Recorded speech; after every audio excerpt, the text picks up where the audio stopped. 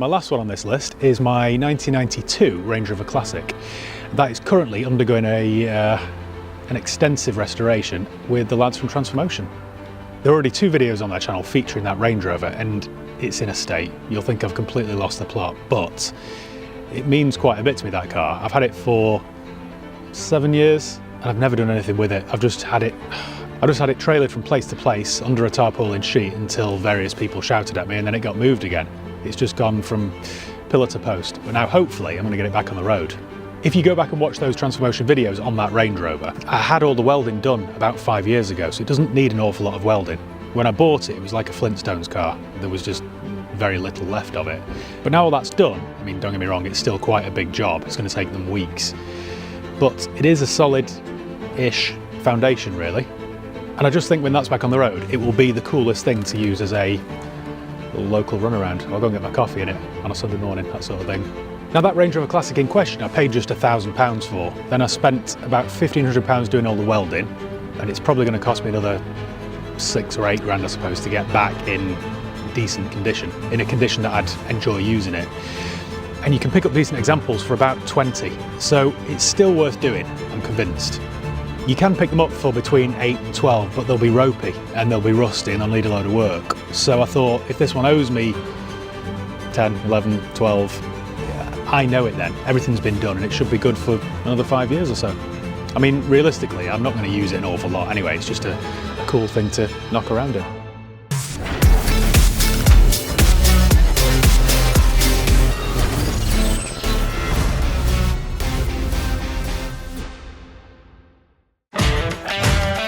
So in today's episode, we've eventually got round to cracking on with AUTOS Classic Range Rover. It's a 3.9 V8 on a 93. What did Matt say it was? The hard dash? The hard dash model.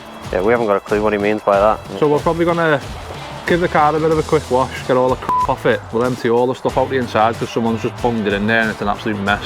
Give the seats a hoover off. Yeah, we'll get everything out, give the seats. There's been a feral cat living in it, I think, so there's cat hair everywhere, there's mould everywhere. You wheeze looking at them. Yeah, you do wheeze looking at the seats, terrible. like they're horrible. That's where we're going to start. Probably pry the brakes off. Yeah, try and get the brake speed off and push it in there. Yeah. I'm not actually sure. Is there a tank on it? Yeah. Well, there's a tank inside. I don't know. He did say it was another one. Is the one under there? No, there's no tank there. No. So they've had the tank off. Right, so for the start, we haven't got a tank on it. Yeah. So either way, we need to get. Well, we can try putting juice down the carbs. Yeah. You know, see if we can just make it fire. And then we'll go from there. We don't even know if it starts. We start. There's nothing. He said he drove it into the spot where he parked it up, where you've seen it in the last video. Right, we'll start with the interior stuff, get it all out, go through it all, and then we'll try and free the brakes off a bit so it's movable. Yeah. So it was very hard to push last time, wasn't it? Yeah, it was hard. We ended up pulling, didn't we, at the D-Max? Right, so that's where we're going to start. Yeah. We'll get back to you in a minute. Yeah. We're going to try and get these wheels off. It's not my finger. Oh, lovely that. Let's just crack them off. Oh, we're laughing here. Right. Jack, gun, screwdriver. Oh, the wind. Quick, go. I'm taking them out.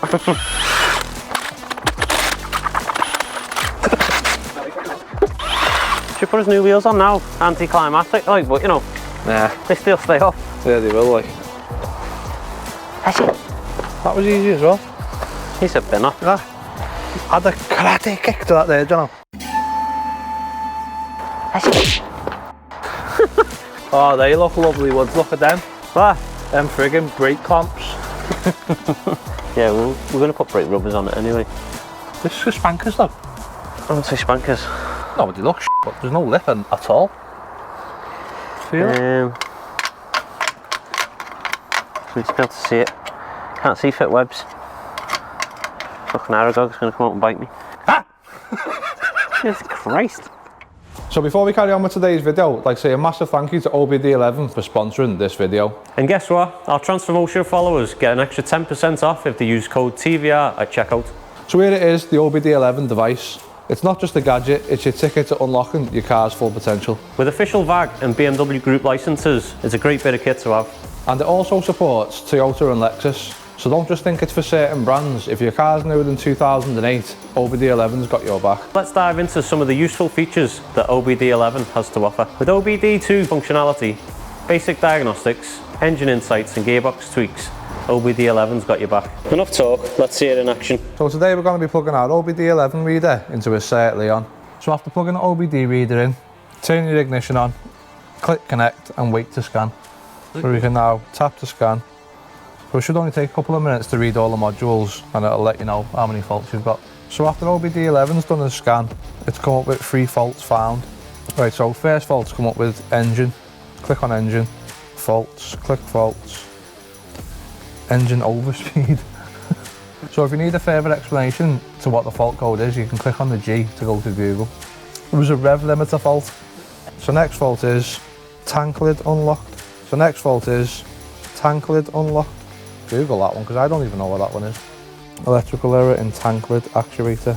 There's an intermittent fault. Remote key battery replacement. Just needs a new battery in his key there, doesn't he? All faults cleared on the car. So now it's got no fault codes, it's time to go onto the one-click apps and see what we can customise. US style turn lights. What do they do? I think it's just like that thing that leaves the indicators on like that. So we'll turn US style turn lights on 80%. Hey. You come on there. Yeah. Have they? Yeah, that's sick, innit? Because look at that. It's orange, look. Lit up. Now if you indicate, it might go off and on now. So, but when you take it off, it stays on instead of going But on. it leaves the other one on as well. Yeah. Ah, mate, that's good as that. I'd leave that on me. So not only does it diagnose, you can also customise functions as we've just shown.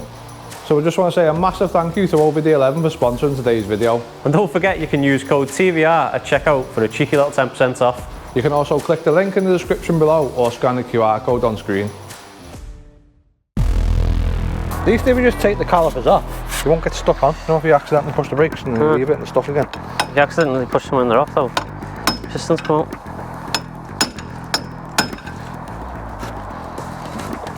It's moving like, but not very... Oh yeah, tell you what. Take the pins out. Take the pins out, yeah. To be honest, there's a good chance we'll end up just replacing the calipers because We give Matt the option. we gave Matt the option and he picked new calipers.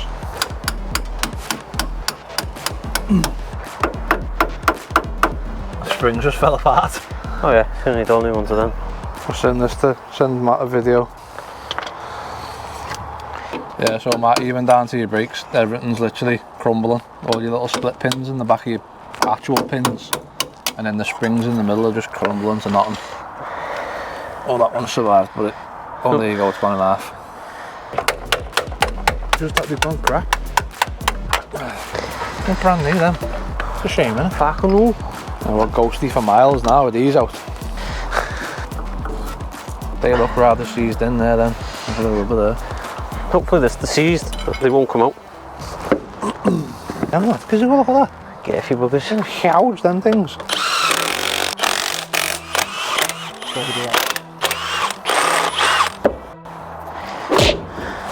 Get off. Rainbows as well.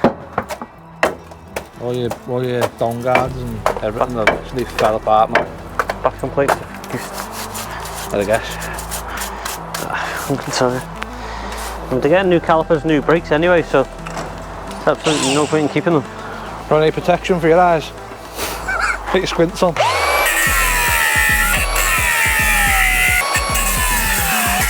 That's how you deal with rusty stuff. Cut it off.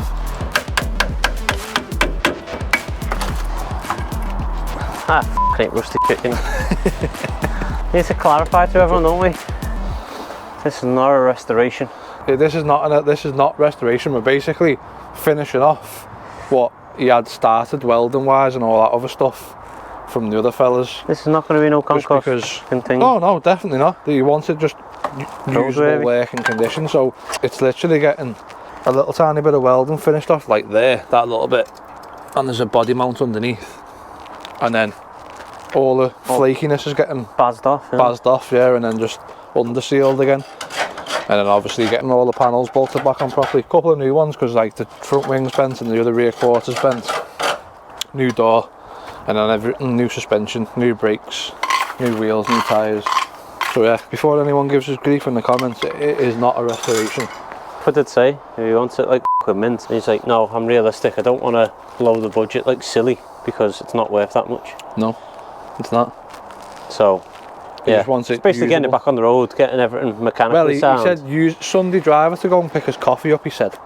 Yeah. That's what he wants He it just wants for. something safe that he can drive.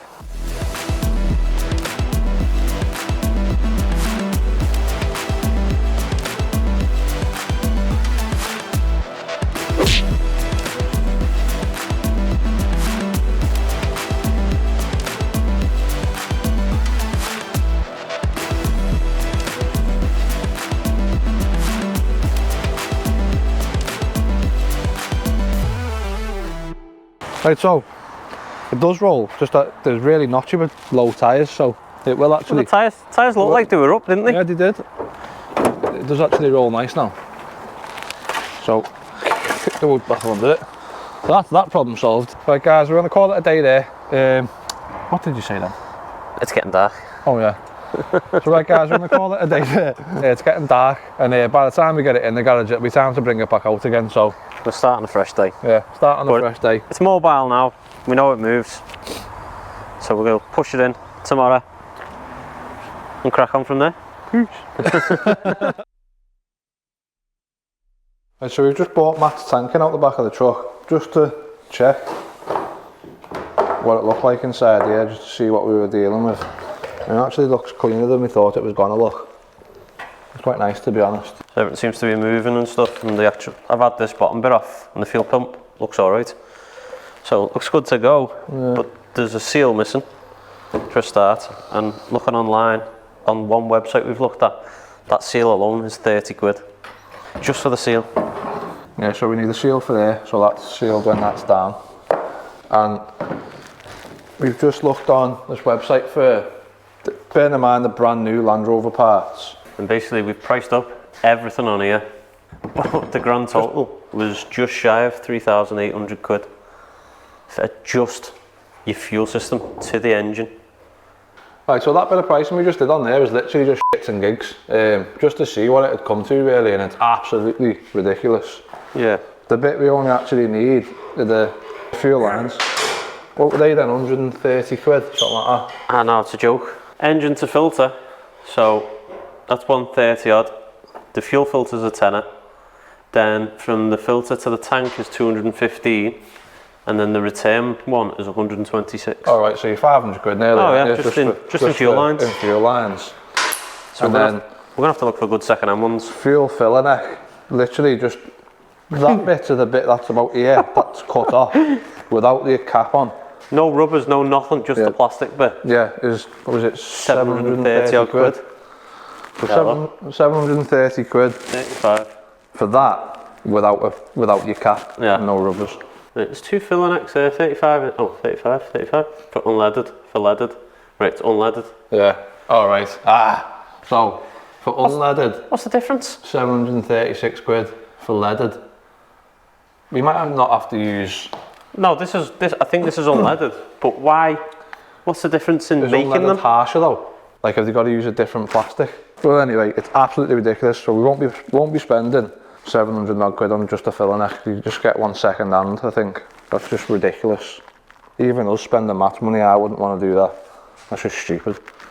So there'll be a lot of parts on this that are literally going to be second hand used from Range Rover scrappers. So if anyone knows of any in the northwest of the UK, let us know, because it'd help out. We're going to crack up with this Range Rover, I think. Give it a little wash off and try and get all the stuff that's in the inside of it all out of it, and just see what's there, see what's not there, and make some sort of sense of what's going on with it, to be honest. So basically we're just going to try and blast as much of this loose under seal stuff off. So see, all the loose stuff that was ready to peel off sort of peeled off. That's quite stuck, all that. So we'll just give that a bit of a sand. What have we took on here? At the end of the day, you only want it tidying up to drive it. It'll definitely end up drivable. Unless it's got a dud engine, that's not our fault. We literally know nothing about this car. Matt said it drove into the spot it was in when it got parked at the garage that he had it at. But other than that, we know nothing.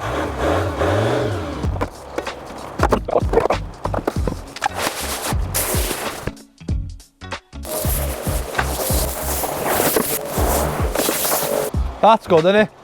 Look at this. This is how daft some people are.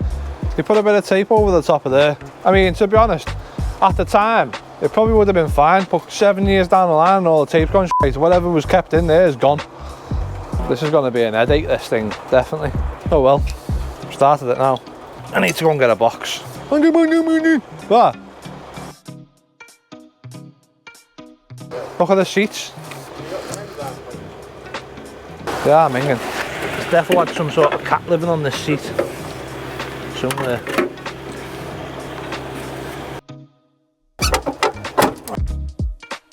That looks good already with quarter on there. Hello? We managed to get the back door open there.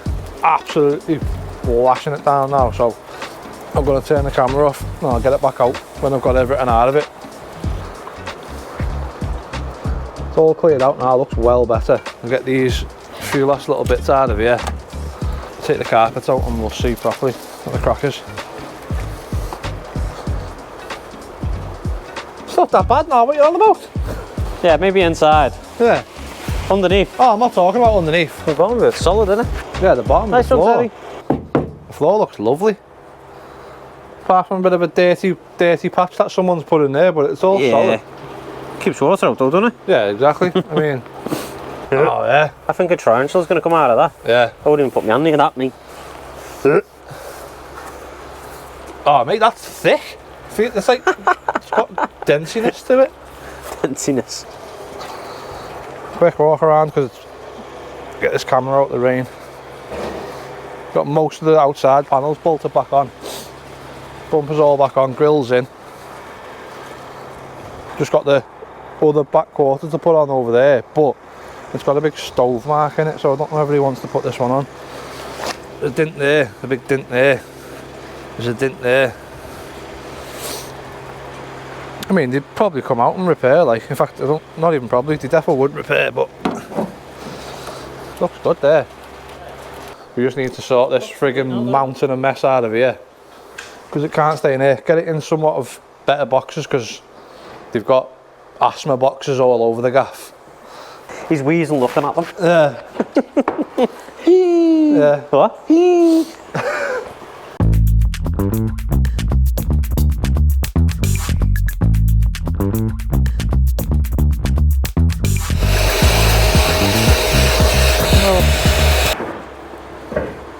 I don't know. Which?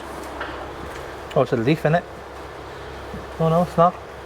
Some sort of feces. No, that's already like 50% better. Oh, 100. Just off at Hoover. Well better.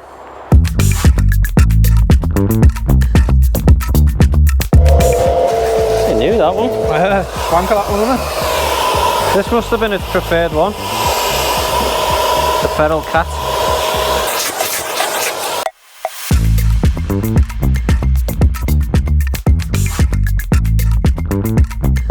Hang on, stop, sir. Go.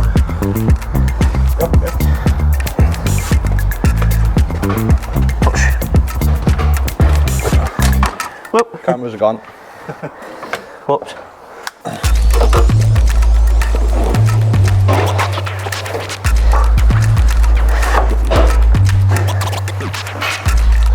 Sound. So, plan of attack with this thing here. We're going to try and rig something up so we can get it high enough, we can work underneath it nicely. But whilst we're waiting for Matt to get fuel lines and stuff like that, so we can try and get it running, I want to try and get all underneath somewhat, but it works.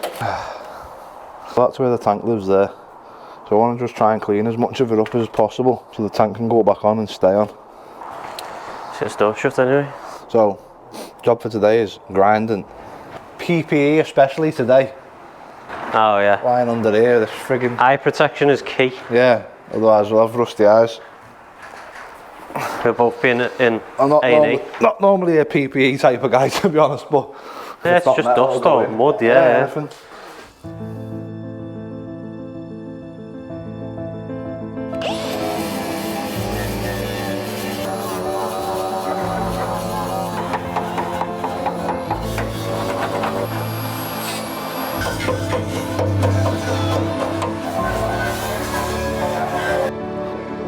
just going to get that inner quarter ready so the quarter can go on once we've got the fuel. Pressure.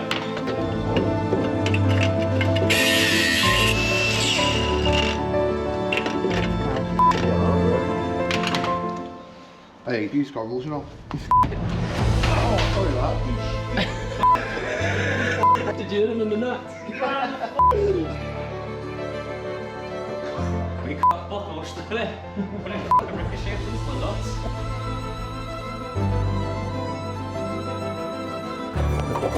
Sweet.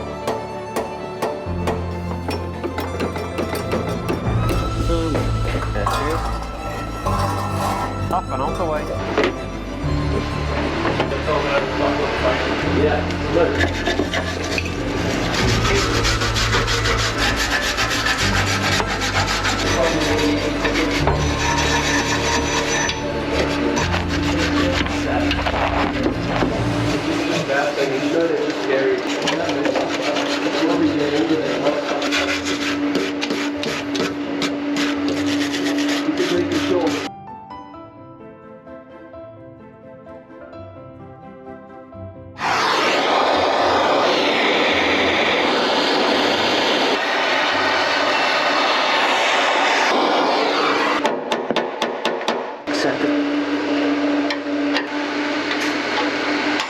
So we're going to just concentrate on this arch bit here for a little bit, just so when we've done underneath we can get this quarter on and that can be completely done.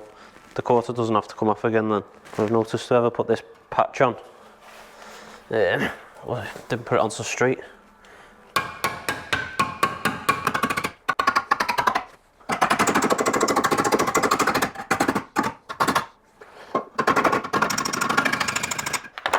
That's all it takes to straighten something out, just so it looks a bit more acceptable.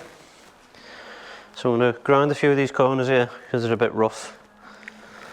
And then this section here where the quarter goes is basically ready for some under seal or whatever we're going to treat it with. I don't know if you've seen before, but we coated any bits of rust and Granville rust repair. So that's what we've used. And we've painted it on the rust, and as you can see there, it goes like a purpley black colour, which stops it rusting. So then we can treat the metal then, and that shouldn't carry on. But like I say, it's not a restoration, we're just trying to give the car a few more years, get it in a nice condition so it can be used, and it carry on with its life for a bit. But yeah, that's the plan.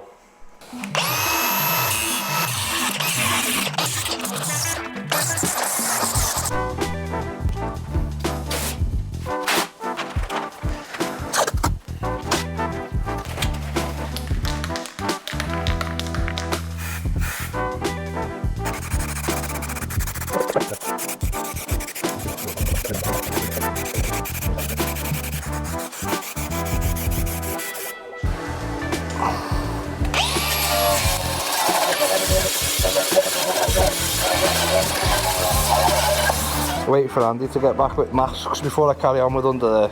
You just end up in a cloud of rust dust. Ruthless.